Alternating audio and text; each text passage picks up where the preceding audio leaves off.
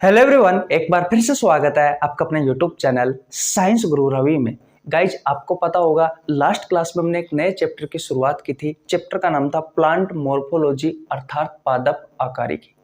सबसे पहले बात करते हैं कि प्लांट मॉर्फोलॉजी है क्या, पादप आकारिकी है क्या। पादपों के बाहरी भागों के बारे में अध्ययन हम विज्ञान की जिस शाखा में करते हैं उस शाखा को कहा जाता है प्लांट मॉर्फोलॉजी अर्थात पादप आकारिकी। जैसे कि जड़, तना, पत्ती, फूल और फल, इन सभी के बारे में अध्ययन हम विज्ञान की जिस शाखा में करते हैं उस शाखा को कहा जाता है प्लांट मॉर्फोलॉजी पादप आकारिकी। 2016 से लेकर के 2023 तक रेलवे ग्रुप डी में, एनटीपीसी में, एलपी टेक्नीशियन में, आरआरबी में, आरपीएफ में इस चैप्टर से जितने भी क्वेश्चन पूछे गए हैं वो सभी क्वेश्चन मैं आपको करवा रहा हूँ। इसकी एक क्लास कंप्लीट हो चुकी है। लास्ट क्लास में हमने स्टार्ट किया था पुष्प अर्थात फूल, यानी कि जिसे आप फ्लावर भी कहते हैं। तो फ्लावर से लगभग 40 मिनट की क्लास हुई थी। मैंने आपको बहुत ज़्यादा समझाया था और हमारे 3 ही क्वेश्चन हो पाए थे। लास्ट क्लास नहीं देखी है तो जा करके देख लेना, मैंने आपको बहुत अच्छे से बताया था लास्ट क्लास में। नर पुष्प की संरचना पढ़ाई थी, मादा पुष्प की संरचना भी पढ़ाई थी और मैंने आपको बहुत सारी चीज़ों के बारे में बताया था। अगर आपने लास्ट क्लास नहीं देखी है तो आपको नीचे लिंक डिस्क्रिप्शन मिल जाएगा, जनशताब्दी एक्सप्रेस पेज में जा करके देख लेना। चलिए आज की क्लास कंटिन्यू करते हैं भैया। सबसे पहले थोड़ा सा समझेंगे, उसके बाद में क्वेश्चन करेंगे कि भैया यहाँ से रेलवे में किस तरीके से क्वेश्चन पूछे जाते हैं। आपके एग्जाम के पॉइंट ऑफ व्यू से बहुत ज़्यादा इंपॉर्टेंट है। आप सभी को पता है इस बैच में हम जितने भी क्वेश्चन करवाते हैं प्रत्येक क्वेश्चन के नीचे एग्जाम का नाम लिखा जाता है, डेट लिखी जाती है और उस क्वेश्चन को कॉन्सेप्ट के साथ में बहुत अच्छे से समझाया जाता है। चलिए आज की क्लास की शुरुआत करते हैं। चैनल पर नया है तो मेरे भाई चैनल को सब्सक्राइब कर लेना, बेल आइकन को प्रेस कर लेना ताकि आपके पास हमारी वीडियो का नोटिफिकेशन टाइम टू टाइम पहुंच सके। देखिए भैया, चैप्टर का नाम है प्लांट मॉर्फोलॉजी अर्थात पादप आकारिकी।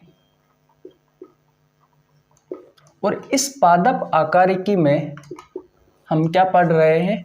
हम पढ़ रहे हैं भैया पुष्प अर्थात फूल, जिसे आप फ्लावर भी कह सकते हो। और ये लेक्चर नंबर 2 है भैया। इससे पहले एक क्लास कंप्लीट हो चुकी है। इतनी बात क्लियर है? आइए समझते हैं। देखो, मैंने आपको कल पुष्प के बारे में बताया था कि जो पुष्प होता है, जो फूल होता है, इसका मुख्य रूप से 4 भाग होते हैं। कितने भाग होते हैं मेरे भाई?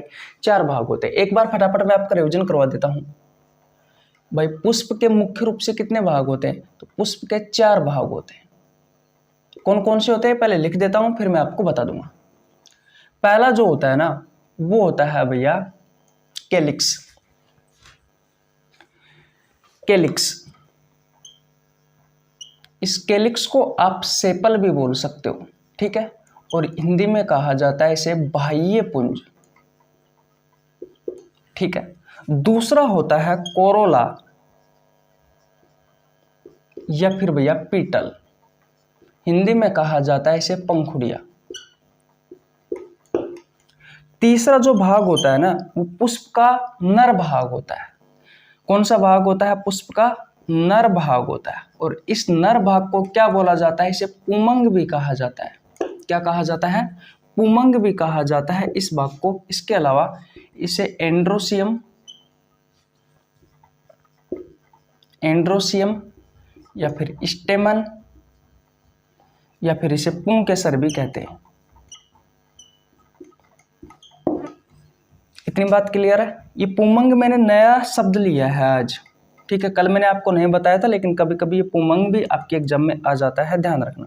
चौथा, पुष्प का जो मादा भाग होता है ना, मादा भाग, वो कौन सा है भैया? तो वो होता है जायांग, ठीक है। इंग्लिश में गाइनोसियम या फिर से कार्पेल भी कह सकते हैं हम। ये भी नया नाम है, यहाँ से आपकी रेलवे के एग्जाम में क्वेश्चन पूछा गया है इस कार्पेल से, इसलिए मैं आपको यहाँ पे बता रहा हूँ, ठीक है। कार्पेल या फिर पिस्टल या फिर पिस्टल। और इसे स्त्री केसर भी कहा जाता है, इसे स्त्री केसर भी कहा जाता है। बोलो, ये आपके पुष्प के 4 भाग हो गए भैया। देखो, आपने पुष्प देखा है, पुष्प, फूल, लो देते हो ना, वो वाला पुष्प। तो उस पुष्प को अगर आपने ध्यान से देखा हो मेरे भाई, तो नीचे की तरफ एक हरे रंग का एक कवर होता है उस पुष्प के चारों ओर, जिसे हम बाह्य पुंज कहते हैं, या फिर कैलिक्स या फिर सेपल के नाम से जाना जाता है उसे।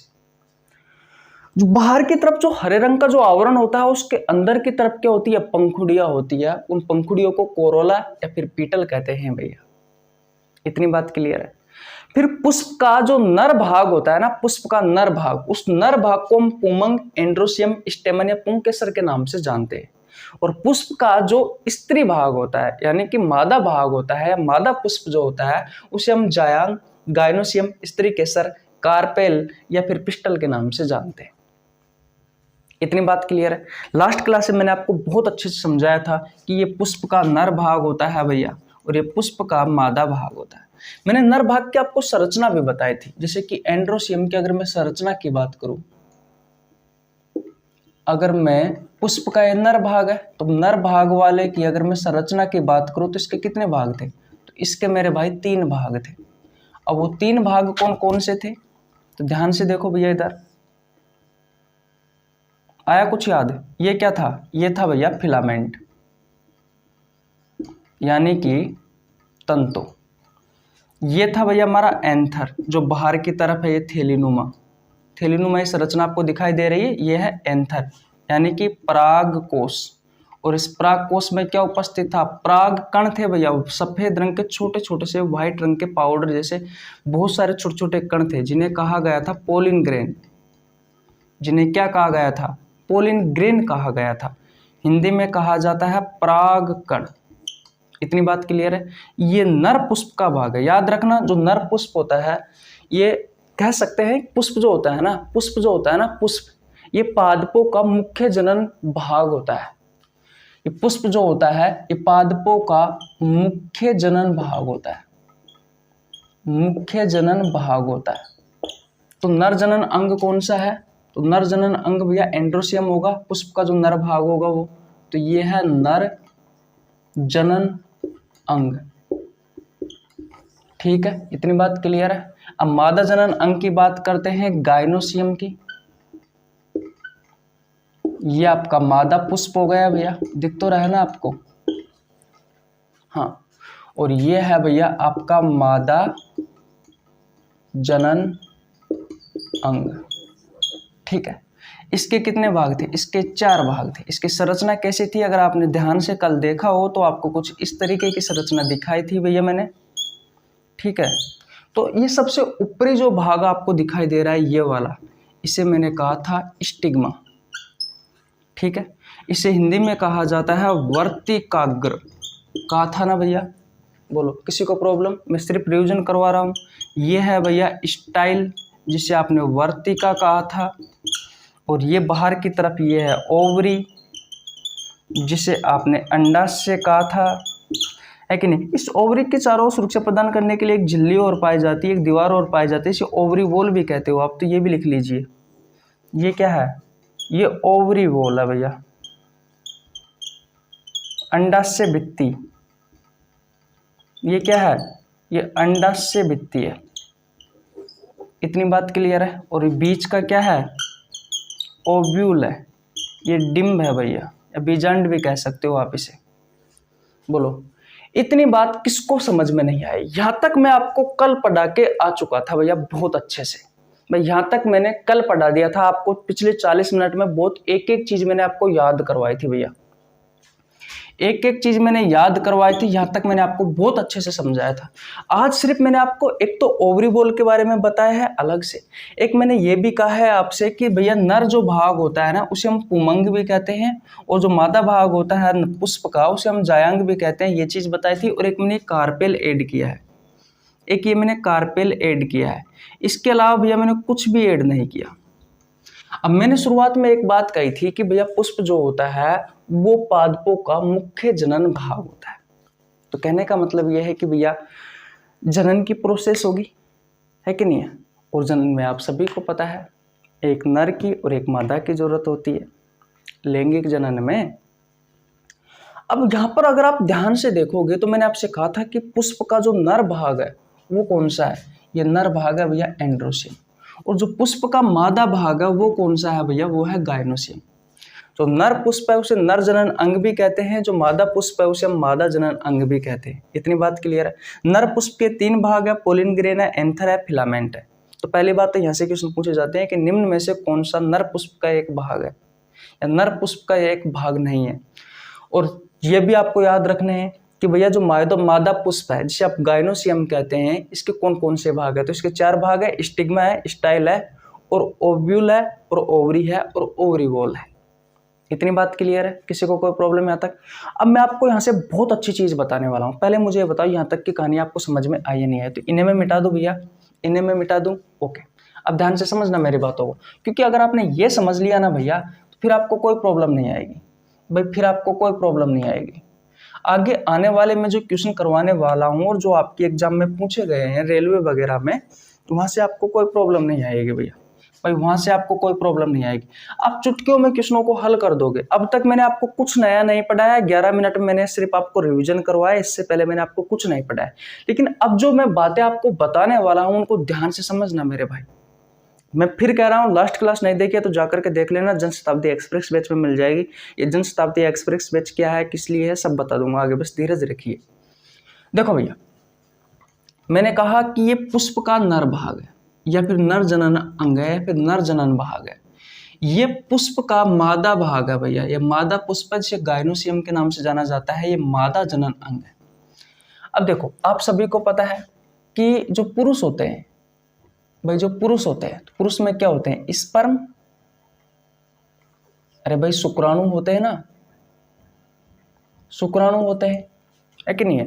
और जो महिला होती है उस महिला में क्या होते हैं, अंडाणु होते हैं, एग सेल होती है, या फिर ओवम भी आप कह सकते हो। इतनी बात क्लियर है। अब देखो, जब दोनों आपस में मिलते हैं तो फर्टिलाइजेशन की प्रोसेस होती है। फर्टिलाइजेशन यानी कि निषेचन की प्रक्रिया होती है। अब इस निषेचन प्रक्रिया के तहत जब शुक्राणु और अंडाणु आपस में मिलेंगे तो किसका निर्माण होगा, युग्मनज व जाइगोट का निर्माण होगा। इतनी बात क्लियर है। ये मानव जीवन की पहली कोशिका है और इसी कोशिका से ही फिर भैया एक लिविंग बॉडी का निर्माण होगा, यानी कि एक सजीव शरीर का निर्माण होगा। इतनी बात आप मानते हो या नहीं मानते। तो ये नर युग्मक है भैया और ये मादा युग्मक है, इसको छोड़िए। ये शुक्राणु है, ये अंडाणु है, दोनों आपस में जुड़े, फर्टिलाइजेशन की प्रोसेस हुई, निषेचन की प्रक्रिया हुई और युग्मनज व जाइगोट बना। इतनी बात समझ में आ रही है यहां तक।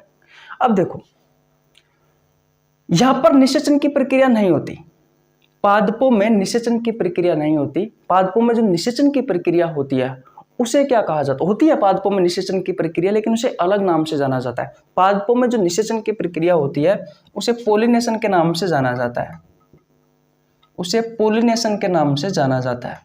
मैं आपको सिर्फ इतना बताने वाला हूं, परागण, उसे परागण के नाम से जाना जाता है। मैं बताऊं, मैंने आपको ये जो समझाया है ना भैया, ये सिर्फ इसलिए समझाया है ताकि आप समझ सके कि पादपों में जो निषेचन होता है, जो फर्टिलाइजेशन होता है, उसे हम क्या कहते हैं, उसे हम पोलिनेशन कहते हैं, उसे हम परागण कहते हैं। क्या कहते हैं, परागण। तो अगर आपसे कोई क्वेश्चन पूछे कि पादपों में जो निषेचन की प्रक्रिया होती है, जो फर्टिलाइजेशन की प्रोसेस होती है, उसे क्या कहा जाता है, तो उसे कहा जाता है भैया पोलिनेशन। उसे क्या कहा जाता है मेरे भाई, उसे पोलिनेशन कहा जाता है, उसे परागण कहा जाता है। बोलो, इतनी कहानी आपको समझ में आई या नहीं आई। अगर मैं आपसे क्वेश्चन पूछूं कि पादपों में जो निषेचन की प्रक्रिया होती है उसे क्या कहा जाता है, तो उसे पोलिनेशन कहा जाता है, परागण कहा जाता है। अब आप सभी को पता है फर्टिलाइजेशन की प्रोसेस मादाओं में यानी कि महिला में होती है। कहाँ होती है, महिला में। तो भैया पादपों में भी कहाँ होगी, भैया जो मादा पुष्प है उसमें होगी, क्योंकि ये मादा जनन अंग है। जैसे कि कहाँ होती है, जैसे कि फैलोपियन ट्यूब में होती है फर्टिलाइजेशन की प्रोसेस, है कि नहीं है। अरे भाई फैलोपियन ट्यूब में होती है ना महिलाओं में, तो वैसे भैया महिलाओं में यानी कि जो मादा पुष्प होगा उसमें फर्टिलाइजेशन यानी कि पोलिनेशन की प्रोसेस होगी। अब देखिए किस तरीके से होती है उसके बारे में समझते हैं। आशा करता हूँ यहाँ तक की कहानी आपको समझ में आ गई होगी। तो मैं मिटा दूँ इसको, ओके। बस इतना आपको समझ में आ गया कि पादपों में जो निषेचन की प्रक्रिया होती है, जो फर्टिलाइजेशन की प्रोसेस होती है, उसे हम क्या कहते हैं? उसे पोलिनेशन कहते हैं, परागण कहते हैं। अब अगर आप नर पुष्प में देखोगे या नर भाग में देखोगे, पुष्प के नर भाग में देखोगे, तो आपको यहाँ पर एक संरचना दिखाई देती है, ये डॉट डॉट डॉट डॉट हल्के हल्के से एंथर यानी कि परागकोश के अंदर, जिन्हें कहा जाता है परागकण। ये परागण है भैया, ये परागकण है, ये परागण है भैया, ये परागकण है। इसे हम पोलिन ग्रेन कहते हैं परागकणों को, और भैया पोलिनेशन को हम परागण कहते हैं। पादपों में जो फर्टिलाइजेशन की प्रोसेस होती है, पादपों में जो निषेचन की प्रक्रिया होती है, उसे हम पोलिनेशन या फिर परागण कहते हैं। जबकि पुष्प का जो नर भाग होता है, उसमें परागकोश के अंदर परागकण उपस्थित होते हैं, ये परागण है भैया। इस परागकणों को पोलिन ग्रेन कहते हैं। इतनी बात क्लियर है? तो आज के बाद में कंफ्यूज नहीं होना है, ये पोलिन ग्रेन है, ये पोलिनेशन है। अब ध्यान से समझिए मेरी बातों को। ध्यान से नहीं सुना तो मेरे भाई फिर मत कहना है कि मुझे समझ में नहीं आया। बस एक एक चीज मैंने अब तक आपको कुछ नहीं पढ़ाया, सिर्फ मैंने आज की इस नई क्लास में 15-16 मिनट की क्लास हो चुकी है, इतना पढ़ाया है कि पादपों में जो निषेचन की प्रक्रिया होती है उसे क्या कहा जाता है? उसे कहा जाता है पोलिनेशन यानी कि परागकण। इतनी बात क्लियर है? किसी को कोई प्रॉब्लम आता है? बिल्कुल नहीं होनी चाहिए। अब देखो भैया, ये जो नर पुष्प होता है ना, नर पुष्प या पुष्प का जो नर भाग होता है, उससे ये परागकण है ना, परागकण, ये मादा पुष्प के इस वर्तिकाग्र भाग तक पहुंचते हैं। मैंने क्या कहा कि इस पोलिन ग्रेन्स का यानी कि परागकणों का कहाँ पे पहुंचना, इन परागकणों का मादा पुष्प के इस वर्तिकाग्र भाग तक पहुंचना ही क्या कहलाता है? पोलिनेशन कहलाता है। लिख देता हूं भैया, ध्यान से समझना। यहां पे लिख देता हूं कि नर पुष्प के परागकणों का, और इस परागकणों को क्या कहा जाता है? इस परागकणों को कहा जाता है भैया पोलिन ग्रेन्स। क्या कहा जाता है? Pollen grains. तो परागकणों का मादा पुष्प के वर्तिकाग्र यानी कि वर्तिकाग्र को क्या कहा जाता है? स्टिग्मा वाले भाग तक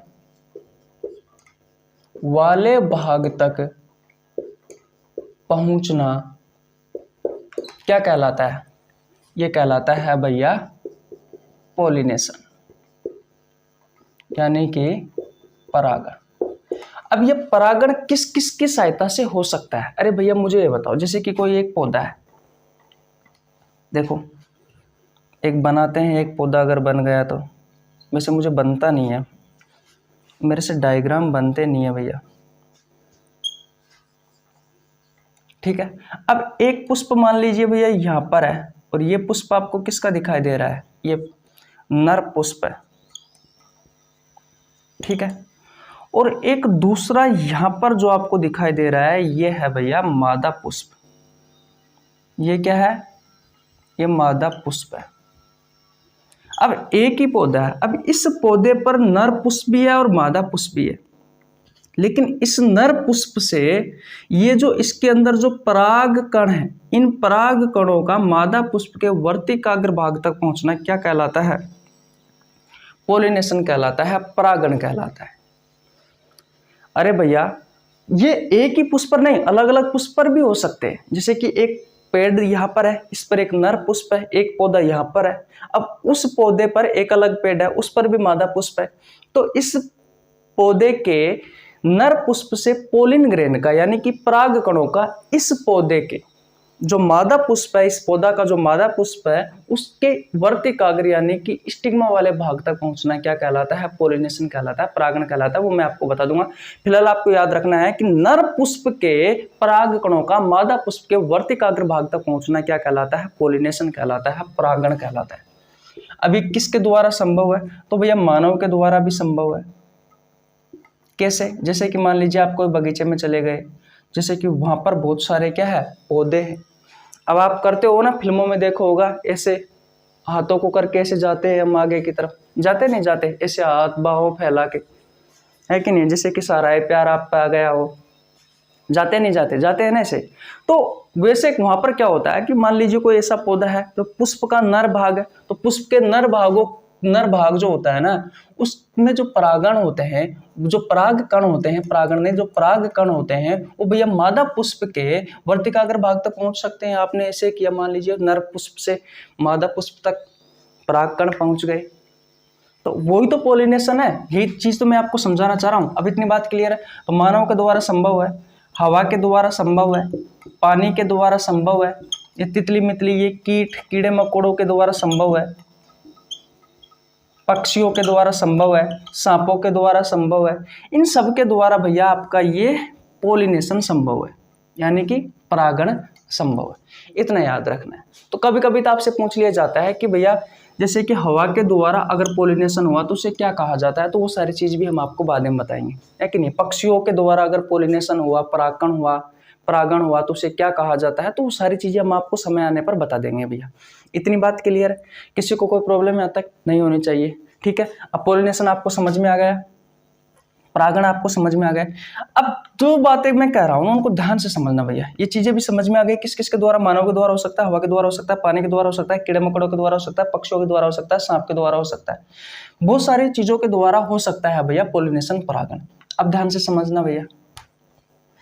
अब ये जो पोलिन ग्रेन है, ये पराग कण है ना भैया, ध्यान से समझना। ये जो पोलिन ग्रेन है, अब ये पोलिन ग्रेन कहाँ पहुंच गए हैं, ये पोलिन ग्रेन भैया मादा पुष्प के पास पहुंच गए हैं।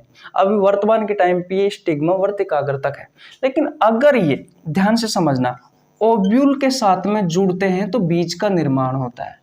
ओव्यूल क्या है, ये बीच वाला जो भाग है ना, बीच वाला भाग, अगर इसके बीच में फर्टिलाइजेशन यानी कि निषेचन होता है, इसके बीच में अगर पोलिनेशन होता है, इस पोलिन ग्रेन का अगर ये ओव्यूल के साथ में जुड़ता है, यानी कि पोलिन ग्रेन और भैया इस ओव्यूल यानी कि डिंब या बीजांड के बीच में अगर पोलिनेशन हुआ तो किसका निर्माण होगा, बीज का निर्माण होगा मेरे भाई।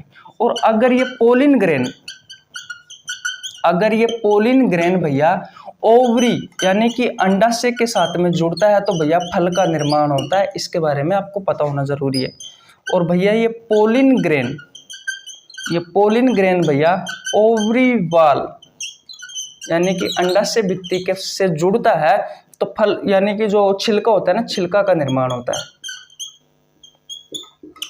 बोलो, स्क्रीनशॉट ले लीजिए, फिर मैं आपको एक बार समझाता हूँ, स्लाइड चेंज कर देता हूँ, तब तक कर दो भैया स्लाइड चेंज। ओके भैया, देखिए भैया ध्यान से समझना मेरी बातों को ध्यान से समझना। अगर आपने ध्यान से समझ लिया तो सारी चीजें क्लियर हो जाएगी, नहीं तो फिर आप कहोगे कि भैया इस क्वेश्चन का आंसर ये कैसे आ गया।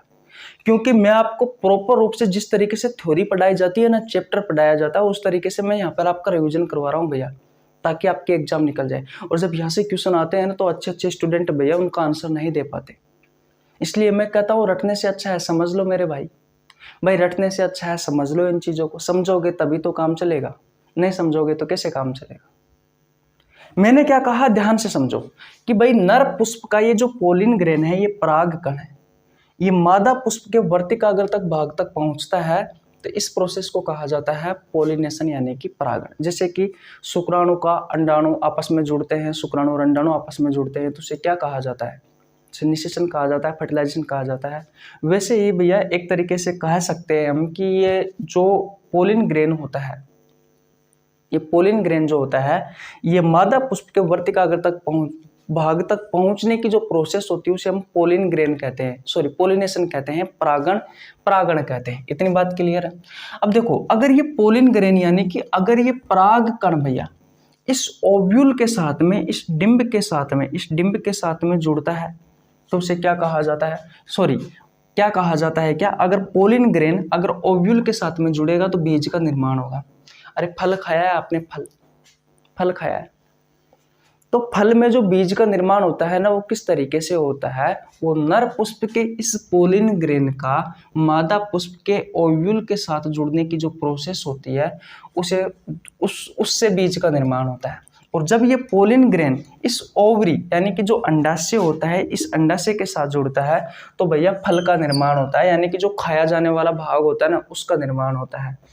और अगर ये पोलिन ग्रेन इस ओवरी वॉल के साथ में जुड़ता है, इसके चारों ओर जो दीवार होती है उसके साथ जुड़ता है, तो भैया छिलका का निर्माण होता है। तो कुछ इस तरीके से भैया फल का निर्माण होगा। फिर आप खा लेते हो उस फल को, है कि नहीं है। जो उसका बीच में जो बीज होता है, जो गठुली बोलते हैं अगर, जैसे कि आम में गठुली निकलती है, फिर उसको बाहर फेंक देते हो तो फिर उससे नए पादप का निर्माण हो जाता है। तो इस तरीके से पादपों में जनन होता है भैया। और भी अलग तरीके से अलैंगिक तरीके से भी होता है, बताया था मैंने, नहीं बताया तो कोई बात नहीं, बता देंगे। फिलहाल जितना बता रहे हैं उतना ध्यान रखना। बोलो इतनी बात क्लियर है या नहीं है? सबसे पहले तो मुझे ये बताओ, इतनी बात क्लियर है? बस अब आपको कुछ नहीं सीखना है, बस इतना सीखना है जो मैंने आपको बताया है उतना, ज़्यादा कुछ नहीं। अब यहाँ से आपके एग्जाम में किस तरीके से क्वेश्चन पूछे गए हैं, उन क्वेश्चनों का आंसर अब आप बहुत अच्छे से दे पाओगे, बहुत अच्छे से देने की कोशिश करोगे तो भैया सारे के सारे ही क्वेश्चन का आप आंसर दे सकते हो। क्योंकि मैंने ज़्यादा कुछ नहीं बताया, मैंने सिर्फ आपको 2-4 चीज़ें बताई है। एक तो बताया है कि पोलिनेशन क्या है, परागण क्या है। तो नर पुष्प के परागकणों का मादा पुष्प के वर्तिकाग्र भाग तक पहुंचना ही पोलिनेशन यानी कि परागण कहलाता है। फिर मैंने आपको बताया था कि जो पोलिन ग्रेन है, जो परागकण है, अगर वो ओव्यूल यानी कि डिंब या बीजांड के साथ में जुड़ते हैं तो बीज का निर्माण होता है। पोलिन ग्रेन अगर ओवरी यानी कि अंडाशय के साथ में जुड़ते हैं तो फल का निर्माण होता है। पोलिन ग्रेन यानी कि परागकण अगर ओवरीवोल के साथ में जुड़ते हैं तो छिलका का निर्माण होता है। बस इतनी चीजें बताइए और मैंने आपको कुछ नहीं बताया, ये सब कल की चीजें हैं। लेकिन क्यों समझा रहा हूं मैं आपको बार बार, ताकि भैया आपका क्वेश्चन नहीं छूटे, इस वजह से। अब आज की क्लास में 4-5 क्वेश्चन करेंगे, फटाफट करेंगे, और भी ज्यादा भी कर सकते हैं। तो स्क्रीनशॉट ले लीजिए, कल हमने 3 क्वेश्चन किए थे, आज हम स्टार्ट करेंगे क्वेश्चन नंबर 4 से। करे भैया? ओके, देखिए भैया ये रहा आपकी स्क्रीन पर क्वेश्चन नंबर 4। बताइए परागकण किसमें पाए जाते हैं? आपके ऑप्शंस है, ऑप्शन नंबर ए वर्तिकाग्र में, ऑप्शन नंबर बी है बीजांड में, ऑप्शन नंबर सी है परागकोश में, ऑप्शन नंबर डी है पुष्प गुहा में। आरआरबी एएलपी टेक्नीशियन में पूछा गया है 17/8/2018 को। अच्छा क्वेश्चन है भैया, और इस तरीके से ही क्वेश्चन पूछे जाते हैं। मैं भैया चिल्ला चिल्ला कर अभी आपको लास्ट 20-22 मिनट में आपको सिखा के आया हूं कि एक्चुअली में परागकण है क्या। मैंने परागकण और परागण के बीच में अंतर भी बताया था, पोलिन ग्रेन और पोलिनेशन के बीच में अंतर भी बताया था कि ये अंतर है। बताओ, देखो मैं आपको समझाता हूं दोबारा से, वैसे तो समझाने की जरूरत नहीं है, आप में से बहुत सारों का आंसर आ गया होगा। मैंने आपसे कहा था कि जो नर पुष्प होता है, नर पुष्प को किस नाम से जाना जाता है भैया? पुमंग कह सकते हो आप। इसके अलावा एंड्रोसियम, पुंकेसर या फिर स्टेमन। ठीक है, ये सब एक के ही नाम है। देखो इसकी जो संरचना होती है ना वो कुछ इस तरीके से होती है। ये क्या है? ये फिलामेंट है भैया, है कि नहीं है? इसे तंतु कहा जाता है, अभी बता के आया हूं। ये एंथर है, ये आपको थैलीनुमा जो संरचना दिखाई दे रही है, ये एंथर का मतलब परागकोश है। और इस परागकोश में सफेद रंग का एक पाउडर भरा हुआ रहता है दानेनुमा, उसे कहा जाता है पोलिन ग्रेन। पोलिन ग्रेन जिसे आप कहते हो परागकण। और इस परागकण के बारे में आपसे पूछा गया है कि भैया परागकण किस में पाए जाते हैं। तो ये परागकण किस में है भैया? ये जो थैलीनुमा आपको संरचना दिखाई दे रही है भैया, इसे कहा जाता है एंथर परागकोश। तो इसका राइट आंसर क्या होगा? इसका राइट आंसर होगा ऑप्शन नंबर सी, परागकोश। आरआरबी एएलपी टेक्नीशियन में पूछा गया है 17/8/2018 को। बोलो इजी है या नहीं है? इजी है ना? बहुत इजी है मेरे भाई, बहुत इजी है। चले नेक्स्ट क्वेश्चन की ओर। ओके, ये रहा आपकी स्क्रीन पर क्वेश्चन नंबर 5। चले आगे। ओके, देखिए भैया ये रहा आपकी स्क्रीन पर क्वेश्चन नंबर 5। क्वेश्चन नंबर 5 कहता है कि पुष्प का इनमें से कौन सा भाग निषेचन के बाद फल के रूप में विकसित होता है? निषेचन कह दीजिए आप, एक ही बात है, या फिर पोलिनेशन कह दीजिए, परागकण कह दीजिए, एक ही बात है। बताइए कौन सा भाग से फल बनता है? अभी अभी मैं आपको बहुत अच्छे से बता के आया हूं भैया पिछली स्लाइड में कि किस तरीके से फल का निर्माण होता है, किस तरीके से बीज का निर्माण होता है, किस तरीके से छिलका का निर्माण होता है। देखिए ये मादा पुष्प है, मैं डायग्राम बनाता हूं और इसकी सहायता से दोबारा से समझने की कोशिश करते हैं। इसे गाइनोसियम कहा जाता है।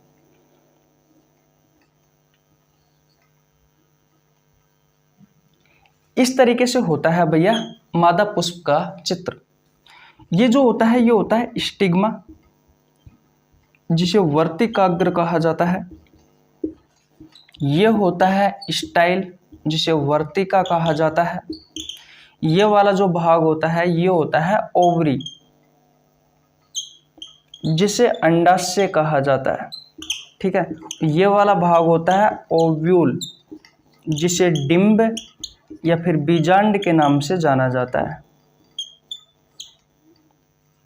डिंब या फिर बीजांड के नाम से जाना जाता है। ठीक है, और इसको सुरक्षा प्रदान करने के लिए इसके चारों ओर एक क्या होती है, ओवरी वॉल होती है। ये क्या है, ये है मेरे भाई ओवरी वॉल। इसे हिंदी में कहा जाता है अंडाशय भित्ति। अब मैं आपको डायरेक्ट बता रहा हूँ, पहले तो मैं ये बता देता हूँ कि पोलिनेशन है क्या, परागण है क्या। तो नर पुष्प से पराग कणों का मादा पुष्प के वर्तिकाग्र यानी कि स्टिग्मा वाले भाग तक पहुंचना क्या कहलाता है, पोलिनेशन या परागण कहलाता है। इतनी बात क्लियर है। फिर मैंने आपसे कहा था कि अगर ये पोलिन ग्रेन्स इस ओवरी के साथ में जुड़ते हैं तो किसका निर्माण होता है, तो फल का निर्माण होता है।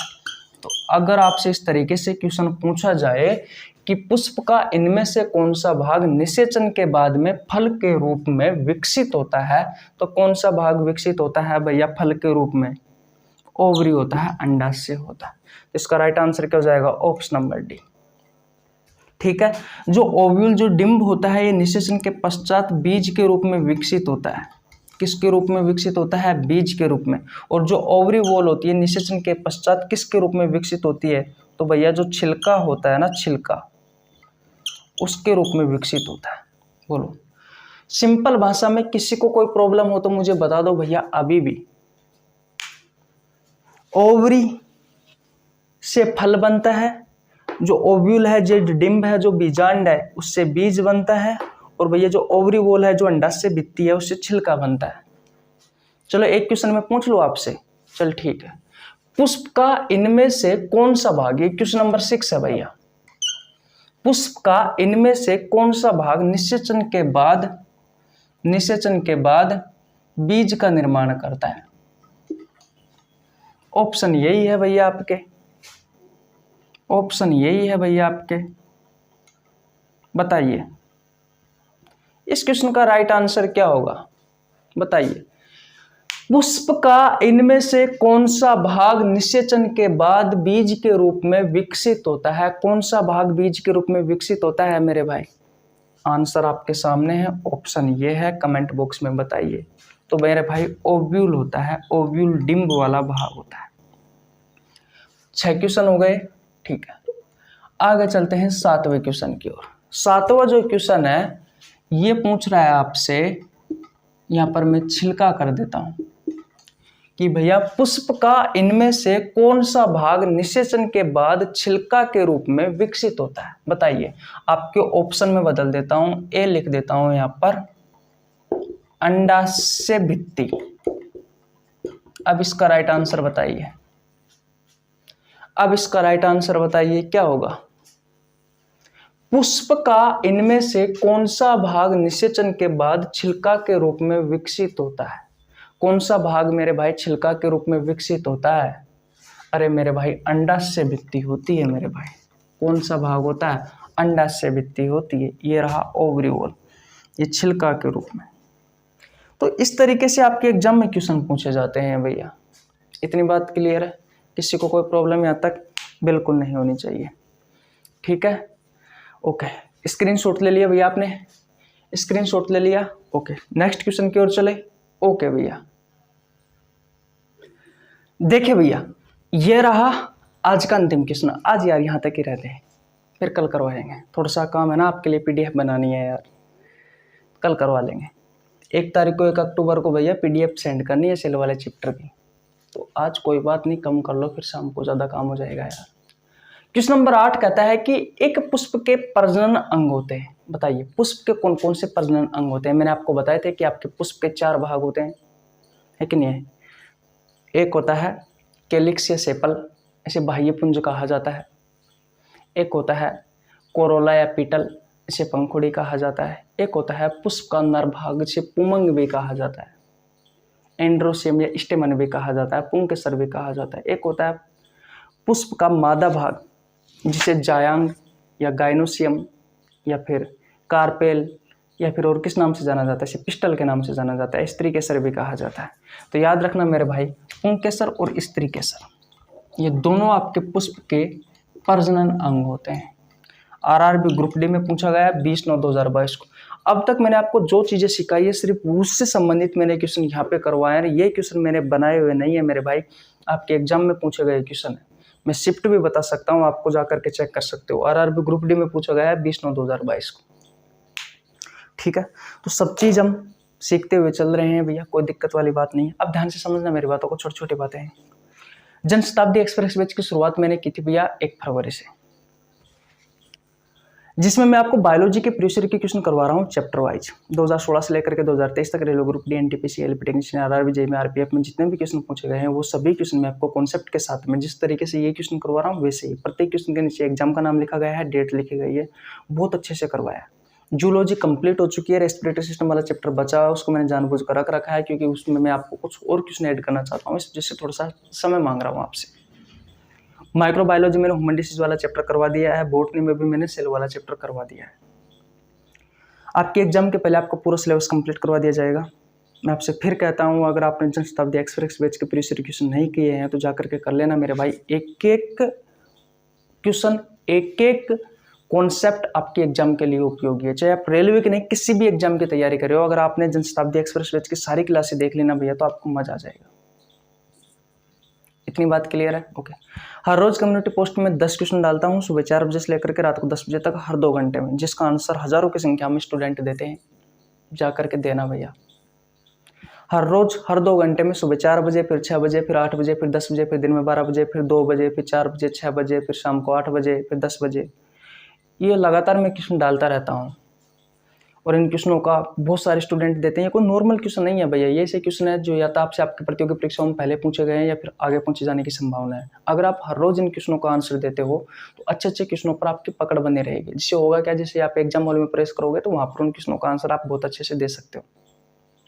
टेलीग्राम चैनल ज्वाइन नहीं किया तो जा करके कर लेना भैया, क्योंकि एक एक को कहने का मतलब क्या बोलते हैं, 1 अक्टूबर को सेल वाले चैप्टर में मैंने जितने भी क्वेश्चन करवाए हैं कम्युनिटी पोस्ट में वो सभी क्वेश्चन आपको वहाँ मिलेंगे, उनकी पीडीएफ आपको एक साथ मिल जाएगी, फोटोकॉपी करा के आप आराम से अपना काम कर लेना। ठीक है मेरे भाई, तो टेलीग्राम चैनल ज्वाइन नहीं किया तो जाकर कर लेना, क्योंकि वहाँ पे मैं आपको डाइजेस्टिव सिस्टम के प्रीवियस ईयर क्वेश्चन भी करवा रहा हूँ जो आपसे अलग अलग आपके एग्जाम में पूछे गए हैं। लगभग 40-50 क्वेश्चन तो करवा चुका, तो टेंशन मत करो, प्रत्येक चैप्टर से 100-150 150 क्वेश्चन कर लेंगे तो फिर कोई दिक्कत वाली बात नहीं है, मज़ा आ जाएगा आपको। ठीक है मेरे भाई, ओके। तो अब मिलते हैं नेक्स्ट वीडियो में, तब तक के लिए जय हिंद, जय भारत, राम राम। चैनल पर नए तो मेरे भाई चैनल को जरूर सब्सक्राइब कर लेना, बेल आइकन को प्रेस कर लेना ताकि आपके पास हमारे वीडियो का नोटिफिकेशन टाइम टू टाइम पहुंच सके।